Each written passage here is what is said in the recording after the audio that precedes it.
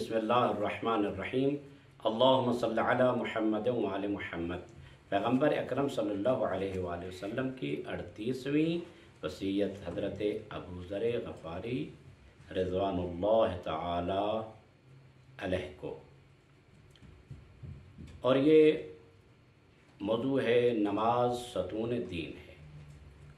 या अबा ज़र अस्सलातु अमूदुद्दीन वल लिसानु अकबर, ए अबू ज़र, नमाज दीन का सतून है और लिसान यानी ज़बान अकबर है।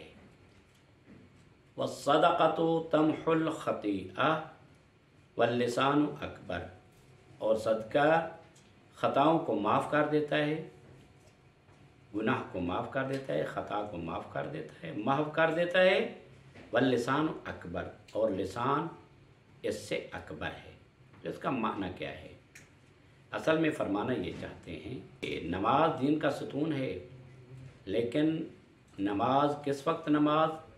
जब इंसान की ज़ुबान उन अज़कार को बजा लाती है, यानी गोया कि जब इंसान की ज़बान, और खुदा चाहता भी यही है कि इंसान अपनी ज़बान से मुझसे मांगे।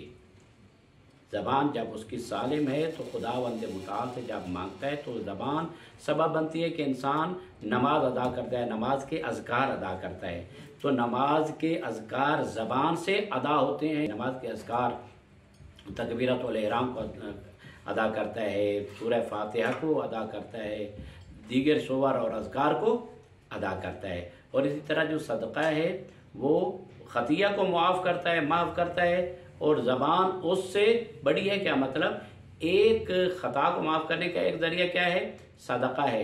और लिसान जो ज़बान है, यानी इंसान की ज़बान एक ख़ता नहीं बल्कि कई ख़ताओं को ख़त्म कर सकती है, क्योंकि इंसान की खुश अखलाकी, इंसान की मीठी ज़बान जो है वो भी किसी एक किस्म का सदका होती है।